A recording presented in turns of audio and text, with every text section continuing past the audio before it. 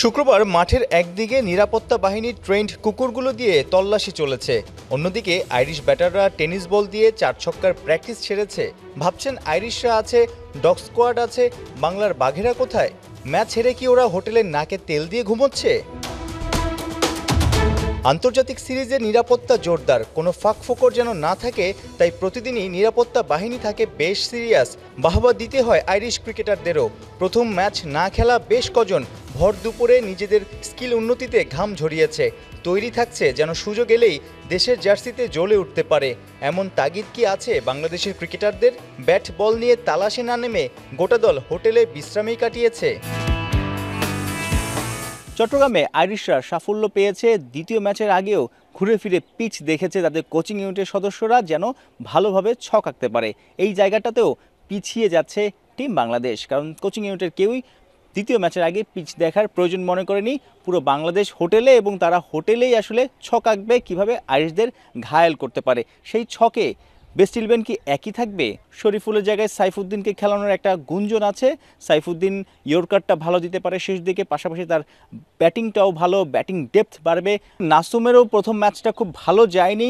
শেখ মেহেদি আর একটা অপশন আছে, অর্থাৎ বোলিং ইউনিটে দুই জায়গাতেই পরিবর্তন হওয়ার সুযোগ আছে। বেঞ্চে দুজন ভালো ক্রিকেটার বসে আছে।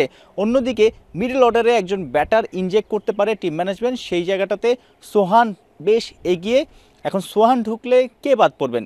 জাকের আলীকে বাদ দেওয়ার তো প্রশ্নই আসে না, কারণ টিম ম্যানেজমেন্ট হয়তো জাকের আলীকে বাদ দিবে সেই সাহস বা সেই চিন্তাই করে না।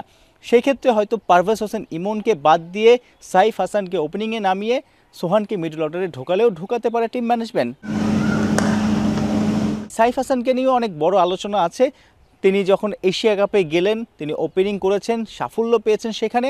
ঠিক এশিয়া কাপের পরে আফগানিস্তান সিরিজ যে শারজাতে হয়েছে সেখানে তিনি নাম্বার 3-তে অর্থাৎ 1 ডাউনে খেলেও সাফল্য পেয়েছেন। অথচ আমরা এই ওয়েস্ট ইন্ডিজ সিরিজ এবং আয়ারল্যান্ডের বিপক্ষে প্রথম ম্যাচও দেখলাম তিনি 4 নম্বরে ব্যাটিং করেছেন। খুব একটা ভালো সময় যাচ্ছে না আবার তার এই ব্যাটিং পজিশনে। সাইফ হাসান কিন্তু এক এক সিরিজে এক এক জায়গায় ব্যাটিং করছেন এবং তিনি অনেকটাই আনসেটেল।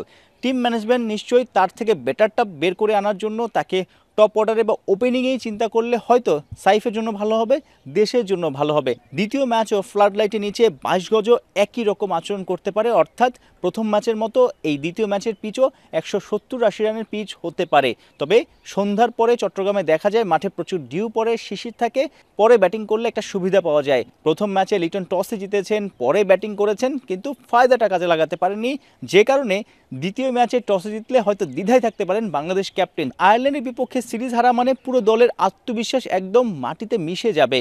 সেই জায়গাটাতে এই ডু অর ডাই ম্যাচে পুরো দল ঐক্যবদ্ধ হয়ে খেলার কোনো বিকল্প নেই এবং ক্যাপ্টেনকে সামনে থেকে নেতৃত্ব দিতে হবে। সাইফুল রূপক, 71, চট্টগ্রাম।